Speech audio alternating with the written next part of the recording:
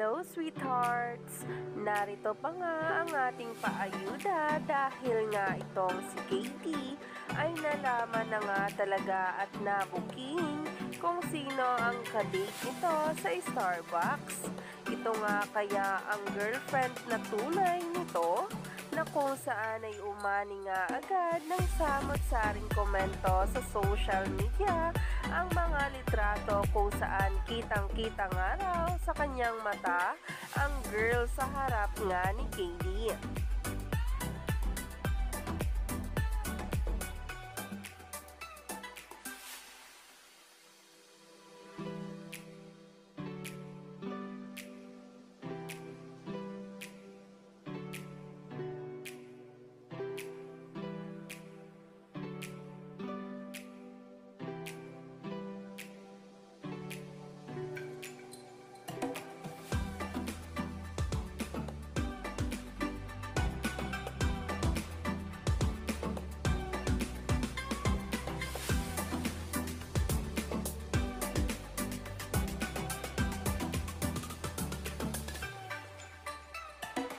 Siyempre, walang iba kundi si Alex sa ilakad nga ito.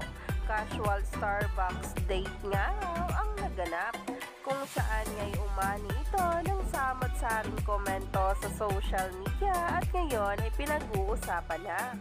Kaya naman marami pa nga talaga tayong dapat abangan tungkol kay Katie Estrada at Alex sa ilakad sa mga susunod na araw. Kaya nga huwag magpahuli.